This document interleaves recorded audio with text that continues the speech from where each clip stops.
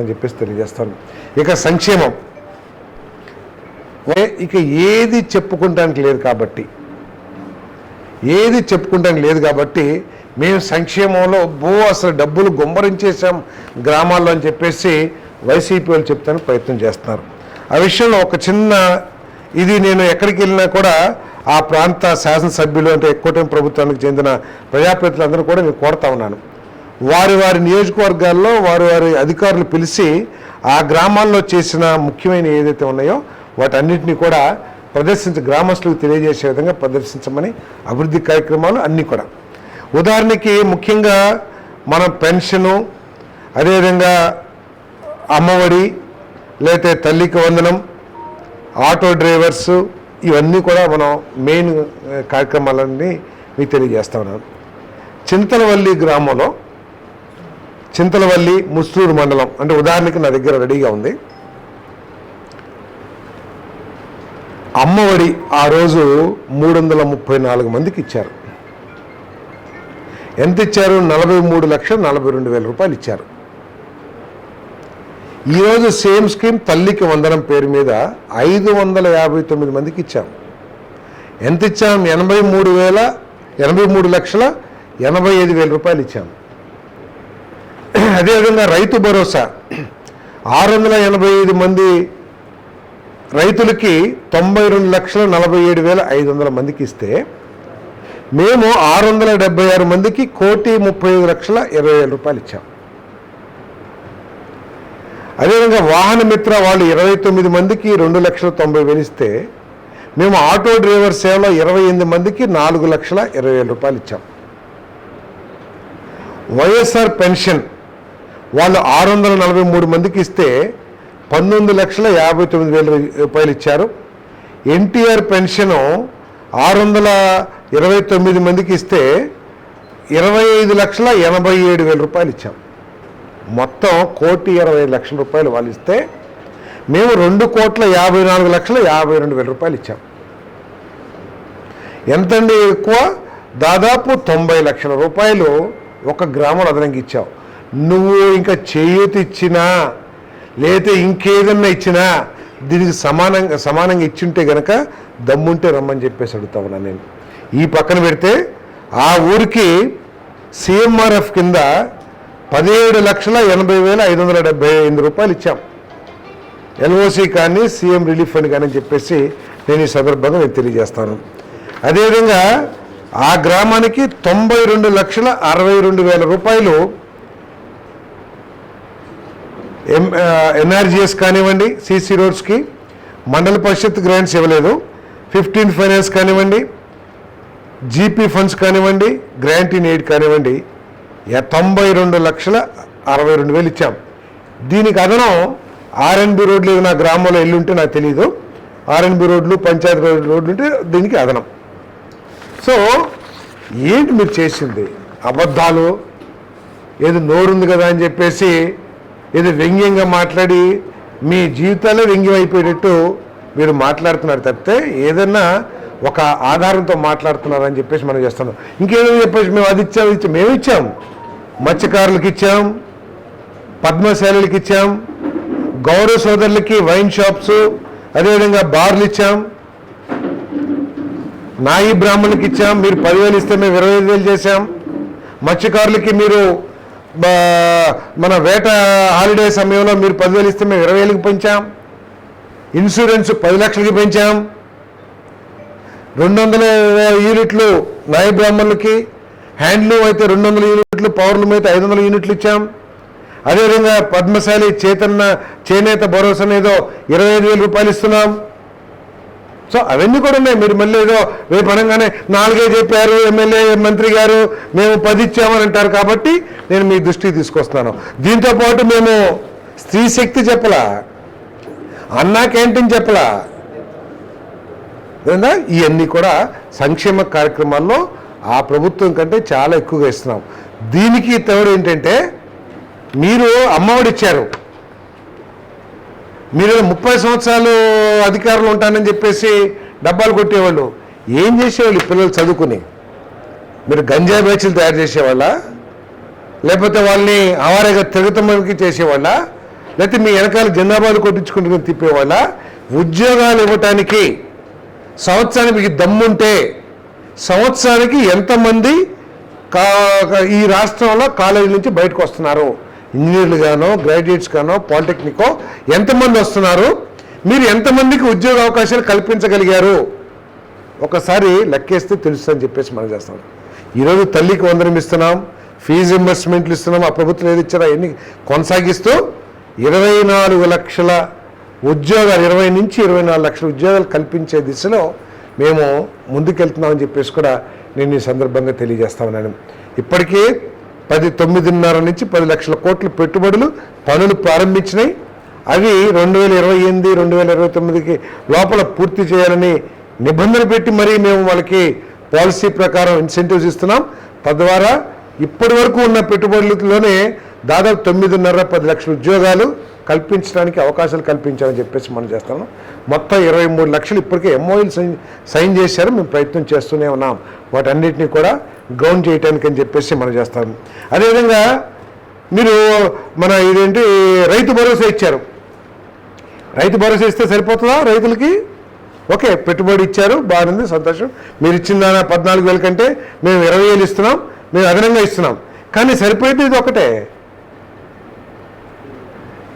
రైతుకి సాగునీరు అనేది మనకి వాయువు ఎంత ముఖ్యమో, ప్రాణవాయువు ఎంత ముఖ్యమో, రైతుకి సాగునీరు, అదేవిధంగా నీరు వెళ్ళిపోవటానికి డ్రైనేజ్ వ్యవస్థ అంతే ముఖ్యం అని చెప్పేసి మనం చేస్తాను. ఏ విధంగా అయితే మనం గాలి పీల్చుకుని గాలి ఉచ్ఛ్వాస నిశ్వాసాలు చేస్తామో సాగునీరు కూడా పొలంలోకి వెళ్ళాలి, మళ్ళీ ఎక్కువగా ఉన్న నీరు బయటికి వెళ్ళిపోవాలి. అది సిస్టమ్. ఆ సిస్టమ్ గురించి అవగాహన లేకోకుండా ఏదో నీ దయతోనో నీ భిక్షతోనో ఏదో వేసామని చెప్పేసి చంకలు కొట్టుకుంటని చెప్తే మీరు ఎక్కడన్నా ఓఎన్ఎంకి ఆపరేషన్ అండ్ మెయింటెనెన్స్కి సాగులో ఏమన్నా ₹1 ఖర్చు పెట్టారేమో, ఏ జిల్లాలో ఖర్చు పెట్టారో రమ్మని చెప్పేసి రేపు ఎవరైతే ఏదో అంటున్నారు ఏదో చేస్తే ఏం కార్యక్రమం ధర్నాలు గిరణాలు చేస్తాను కదా, నేను స్ట్రైట్గా అడుగుతా ఉన్నాను, చెప్పండి అని చెప్పేసి అడుగుతా ఉన్నాను. నేను ఏ ఒక్క ఇరిగేషన్ ప్రాజెక్ట్ అయినా సరే మీరు పూర్తి చేసి రాష్ట్రానికి అప్పచెప్పగలిగారా అని నేను ప్రశ్నిస్తా ఉన్నాను. నేను మేము మా ప్రభుత్వంలో ఒక పోలవరం ప్రాణాధారమైన పోలవరాన్ని వచ్చే సంవత్సరం అందించబోతున్నాం అని చెప్పేసి మనం చేస్తాను. దాంతోపాటు అనేక చిన్న మిడిల్ సైజ్ ఇది కూడా పూర్తి ఇరిగేషన్ ప్రాజెక్ట్ కూడా పూర్తి చేస్తామని చెప్పేసి మనం చేస్తాం. ఈ నియోజకవర్గానికి ప్రత్యేకంగా ఎవరైతే రేపు నూజివీడులో ధర్నా చేయబోతున్నారో అసలు చింతలపూడి ఎందుకు ఆపారు, మీరు ఎందుకు చేయలేకపోయారు, ఎందుకు ప్రయత్నం కూడా చేయలేదు కనీసం? ఓకే, అంతకుముందు పర్మిషన్స్ లేవు, పర్మిషన్ లేకపోతే అది ఎన్జిటి ఏదో ఆపింది, ఆపి 76 కోట్లు ఫైన్ వేసింది. ఫైన్ వేస్తే మన ప్రాజెక్ట్ ఈ పడి పూర్తి అయిపోయింది కదా. అది పూర్తయితే ఎన్ని వేల కోట్ల రూపాయలు ఈ 7 నియోజకవర్గాల్లో దాదాపు 2 లక్షల ఎకరాల రైతులు ఎన్ని వేల కోట్ల రూపాయలు ఆర్థికంగా బలోపేతం అయ్యేవారో అవగాహన ఉందా?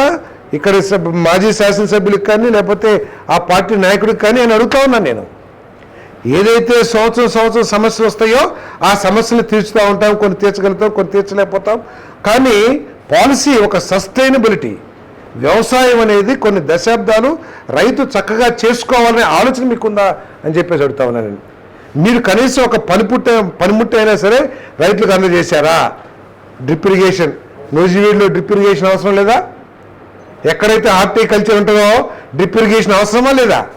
కనీసం మీరు టార్పాలిన్ ధాన్యం దాచుకోవడానికి వర్షం వస్తే కప్పుకోవడానికి టార్పాలిన్లు కూడా వెళ్ళిపోయారే. మీరేదో చెప్పారు అంతా కూడా ఏదో రైతు సేవా కేంద్రం, ఇది రైతు భరోసా కేంద్రం. రైతు భరోసా కేంద్రంలో టార్పాలిన్లు పెడతాం, ట్రాక్టర్ పెడతాం, లేకపోతే వరి ధాన్యం నూర్చే మిషన్ పెడతాం. మీరు అక్కడి నుంచి తీసుకుని వెళ్ళి వాడుకున్నారు. ఎన్ని రైతు భరోసా కేంద్రాలు పెట్టారో, ఎంతమంది రైతులకి మీరు దాని ద్వారా రైతులు మేలు పొందారో మీరు లెక్కలు చెప్పండి. నూజివీడులో అడుగుదాం, ప్రతి నియోజకవర్గంలో చెప్పండి, మీరు నూజివీడులో కూడా చెప్పండి ఏ రైతు భరోసా కేంద్రం కింద ఇవన్నీ కూడా అమర్చారు, అవి ఏ రైతులు వాడుకున్నారు. ఏదన్నా అక్కడిక్కడ ఒక ట్రాక్టర్ వాడుకుంటే ఆ పార్టీ వాళ్ళు తీసుకుపోయి వాడుకున్నారు తప్పితే ఎక్కడొక్కడ ఇవ్వలేదని చెప్పేసి మనం చేస్తాం. ఈరోజు పనిముట్లన్నీ కూడా ఇగో మా దగ్గర ఈ నియోజకవర్గానికి ఒక 50 లక్షలు కేటాయించాం. ఈ ఎక్విప్మెంట్స్ ఒక 2 ట్రాక్టర్లు, లేకపోతే డ్రిప్ ఇరిగేషను, లేదా స్ప్రేయర్స్ అన్ని ఇస్తానికి స్కీమ్ పెట్టాము. కొంతమందికైనా వస్తుంది కదా. లేదు మీరేమైనా మార్చుకోవాలనుకుంటే మార్చుకునే అవకాశాన్ని కూడా కల్పించే విధంగా విధానం నిర్ణయించాలని చెప్పేసి కూడా నేను ఈ సందర్భంగా నేను తెలియజేస్తా ఉన్నాను. నేను అడుగుతా ఉన్నా, నేను ధర్నా చేసే పెద్దలందరూ కూడా చేయండి, తప్పులేదు. ప్రజాస్వామ్యంలో ప్రభుత్వం చేయలేని పనులను ప్రశ్నించటం, ప్రభుత్వం చేస్తున్న తప్పులను ప్రశ్నించటం, మీ ప్రాంతానికి జరిగే నష్టాన్ని ప్రశ్నించటం అది హక్కు, ప్రతి ఒక్క రాజకీయ పార్టీలకే ప్రజల హక్కే. కానీ ఒక రాజకీయ పార్టీగా మీరు చేసేటప్పుడు ప్రజలు చేస్తున్నారనుకోండి, వారికి అప్పటి సమస్య మీద వారికి అన్ని హక్కులు ఉంటాయి కాబట్టి చేయొచ్చు. ఒక రాజకీయ పార్టీగా మీరు చేస్తున్నారు కాబట్టి ఈ నియోజకవర్గానికి మీరు చేసిన పనులేమిటో చెప్పి ఈ ప్రభుత్వంలో చేయని ఏంటి, మీరు మెరుగుగా చేశారా లేకపోతే ఈ ప్రభుత్వంలో మేలు జరిగిందా అనే విషయాన్ని ప్రజల దృష్టికి తీసుకెళ్ళమని చెప్పేసి మనం చేస్తాను. ఈ నియోజకవర్గంలో ఈ 22 సంవత్సరాలు అయిపోయింది, సారీ, ఈ 2 సంవత్సరాల కాలంలో 325.785 కోట్లు అంటే ఆయన ఏదో పైన వేసుకున్న కోట్లు అనుకుంటాడు, వైసీపీ వాళ్ళు అనుకుంటారు, కాదు, కరెన్సీ ఇండియన్ రూపీస్ 325,78,50,000 భారతీయ రూపాయలు ఈ నియోజకవర్గానికి కేటాయించడం జరిగింది. ఎన్ఆర్జీఎస్లో 106 కోట్లు కేటాయించడం జరిగింది. చాలా వరకు 90% పనులు కూడా పూర్తి చేశామని చెప్పేసి మనం చేస్తాము. ఎంపీ ల్యాడ్స్ కింద 8 లక్షలు 80 లక్షలు కేటాయించడం జరిగింది. జెడ్పీపీ గ్రాంట్స్ కింద 2,27,00,000 కేటాయించడం జరిగింది. ఎంపీపీ గ్రాంట్స్ 4,91,00,000 కేటాయించడం జరిగింది. మీరు అనొచ్చు, ఎంపీపీ గ్రాంట్స్ మా ఎంపీపీ అని చెప్పేసి, ఓకే, మీ ఎంపీపీ మా ఎంపీపీ తర్వాత సంగతి, కానీ ఖర్చు పెట్టాలనే ఆలోచన మీకు ఉండాలి కదా. మీరు ఎంపీపీ కూడా ఎంత ఖర్చు పెట్టారో చెప్పండి. కానీ మా ప్రభుత్వం వచ్చిన తర్వాత ప్రజల సొమ్ముని ఏ విధంగా ప్రజలకు ఖర్చు పెట్టాలనే దాని మీద అహర్నిశలో ఆలోచిస్తామనే దానికి మేము చెప్తున్నాం. అదేవిధంగా ఆర్ఎండ్బి 92,09,00,000 రూపాయలు కేటాయించడం జరిగింది. ఆర్డబ్ల్యూఎస్ 53,84,40,000 రూపాయలు కేటాయించడం జరిగింది. సమగ్ర శిక్ష అభియాన్ 4,35,47,000 రూపాయలు కేటాయించడం జరిగింది. ఎండోమెంట్స్ కింద 2.5 కోట్ల రూపాయలు బలివే టెంపుల్కి కేటాయించాం, టెండర్ కూడా పిలుస్తున్నట్టున్నారు. దీనికి అదనంగా శోభనాచల లక్ష్మీ నరసింహస్వామికి కూడా 2,75,00,000 ఎవరైతే మేము దాని హెరిడేటరీ ధర్మకర్తలు అంటూ ఉంటారో ₹1 కూడా తీసుకొచ్చి కనీసం అక్కడ నడక కూడా, అక్కడ పూజారు చెప్తున్నారు, సార్ ఇన్ని సంవత్సరాలు దాదాపు 700-1000 మెట్లు ఉన్నాయి, ఆ మెట్లు ఎక్కితే మాకు శివుడు వెంకటేశ్వరుడు కనపడేవాడు సార్, బాధతో ఎక్కాలా లేకపోతే దేవుడి మీద భక్తితో ఎక్కాలా అర్థం కాని పరిస్థితులు ఉండే అని వారు వాపోయారు. సరే, భగవంతుడికి చేయాల్సిందే. ఈరోజు ఈ కాకుండా రోడ్డు ఏర్పాటు చేశాం. ఇప్పుడు ఆ గుళ్ళు పునర్నిర్మాణం చేయడానికి 2,75,00,000 25% 20% కంట్రిబ్యూషన్తో, అంటే ఆ దేవాలయ నిధులు కానీ లేకపోతే ఎవరన్నా కంట్రిబ్యూట్ చేస్తే 2,75,00,000 శాంక్షన్ చేశాం. దాంతోపాటు దాదాపు 60-70 చిన్న చిన్న దేవాలయాలు మన గ్రామాల్లో ఉండే వాటికి కూడా కేటాయించాం. అది నేను ఇక్కడ మెన్షన్ చేయలేదని చెప్పి మనకు. ఇరిగేషన్ 23,11,00,000 రూపాయలు అని చెప్పేసి మనం చేస్తాను. General funds 6,17,00,000, hospital 4,76,00,000, 15th finance 10,87,00,000, CRDA 11 కోట్లు. మొత్తం 5 సంవత్సరాల్లో నూజివీడు మున్సిపాలిటీ ఖర్చు పెట్టింది 5 కోట్ల రూపాయలని నాకు సమాచారం. కానీ ఈ 2 సంవత్సరాల్లోనే మేము 11 కోట్ల రూపాయలు అదనంగా తీసుకొచ్చాం ప్రభుత్వం నుంచి, మున్సిపల్ నిధులు కాదని చెప్పేసి మనం చేస్తున్నాం. అదేవిధంగా ఎస్డిఎంఏ, శాప్ ఇవన్నీ కూడా 325 దాదాపు 330 కోట్ల రూపాయలు కేటాయించాయని చెప్పేసి కూడా నేను మనవి చేస్తాను. దాంతోపాటు ఈరోజు ఒకప్పుడు జంగిల్ రాజు అని చెప్పేసి బీహార్కి మనందరం కూడా అనుకుంటూ ఉండేవాళ్ళం. కానీ ఈరోజు మీ రాష్ట్రంలో ప్రతిపక్షం ఏదనంటే ఇతర రాష్ట్రాల్లోకి వెళ్తే గొడ్డలి పార్టీ కదా మీకు ప్రతిపక్షం అంటే మేము కూడా ఆశ్చర్యపోవాల్సి వస్తుంది. సో తర్వాత ఆలోచించాను, ఎందుకు ఈ గొడ్డలి పార్టీ అని పేరు వచ్చింది అని చెప్పేసి నేను ఆలోచిస్తే, ఏ రాజకీయ పార్టీ అయినా సరే అధికారం కోసమే రాజకీయ పార్టీ కాదని మేము అన్నాం. కానీ అధికారం కంటే కూడా ముఖ్యమైన లక్ష్యం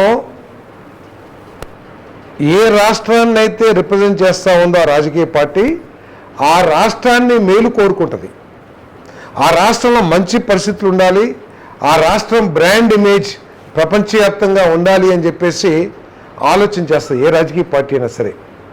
కానీ ఇక్కడున్న ప్రతిపక్షం రాష్ట్రం కాదు, రాష్ట్ర ప్రజలు కాదు, నా స్వార్థం కోసం గొడ్డలితో అడ్డంగా అరాచక శక్తుల్ని, అరాచక పరిస్థితుల్ని, విధ్వంస పరిస్థితుల్ని, విద్వేషపూరిత వాతావరణం రెచ్చగొట్టి రాజకీయ లబ్ధి పొందాలని ఆలోచిస్తారు. కాబట్టి ఇతర రాష్ట్రాలు, ఈ రాష్ట్రంలో కూడా అందరూ గొడ్డలి పార్టీ అని పేరు పెట్టుకున్నారని చెప్పేసి నేను భావిస్తాను.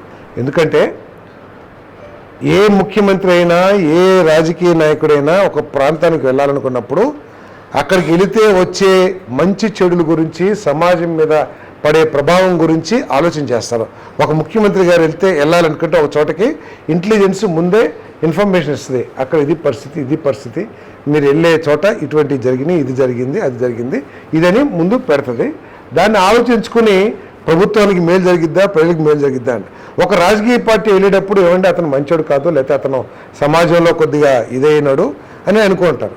అట్లా కాకుండా మీరు గంజాయి బ్యాచ్ని పోలీసు వాళ్ళు శిక్షిస్తే ఆ గంజాయి బ్యాచ్ని పరామర్శిస్తానికి మీరు వెళ్ళారంటే మీరు ఎటువంటి సొసైటీని మీరు ఎంకరేజ్ చేయాలనుకుంటున్నారో ప్రజలందరూ కూడా అర్థం చేశారు. కాబట్టి గొడ్డలి పార్టీ అన్నారని చెప్పేసి మనం చేస్తాను.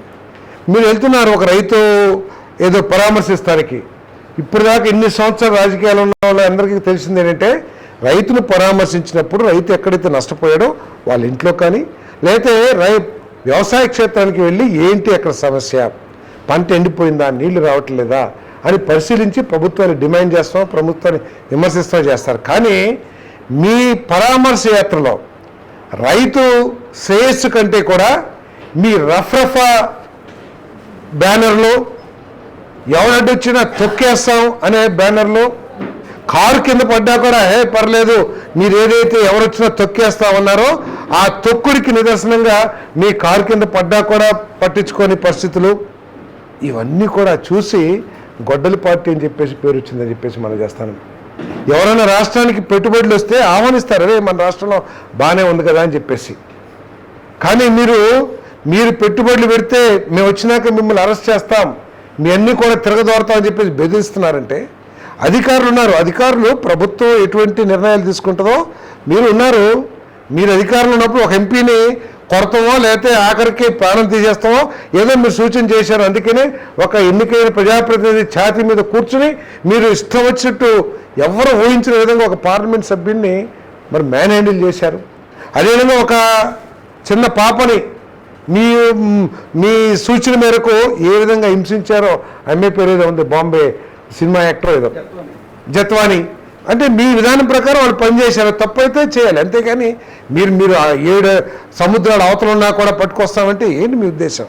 మీరు ముందు విధానాన్ని విమర్శించండి. అదేవిధంగా డిఎస్సి పెడితే మీరు ఒక్క ఉద్యోగం కూడా ఇవ్వాల. ఈరోజు చెప్తాడు ఎవరు మన వైఎస్ఆర్సీపీ నాయకులు వ్యంగ్యంగా ఏదో ఇది పెట్టారు, అదేంటి ఏమంటే బ్రిడ్జ్. ఆయనకి అవగాహన లేకపోతే నేర్చుకోండి. బ్రిడ్జ్ అనే ఆట కేంద్ర ప్రభుత్వం ఆమోదించిన ఆట, అది క్రీడ. అంతేకాకుండా వరల్డ్ ఒలింపిక్స్లో కూడా బ్రిడ్జ్ అనే ఆట ఉంటుంది. సో ఏ విధానం అయితే సర్టిఫికెట్లు ఇవ్వటానికి ఏ విధానం అయితే అన్ని రాష్ట్రాలు చేసినాయో ఆ విధానంతోనే మేము సర్టిఫికెట్ ఆధారంగా ఇచ్చాం. అదేవిధంగా చాలా పారదర్శకంగా టీసీఎస్ ఒక పేరెన్నిక కన్నా క్రెడిబిలిటీ ఉన్న సంస్థ ద్వారా ఎన్నిక నిర్వహించాం. ఆ ఎన్నిక నిర్వహించే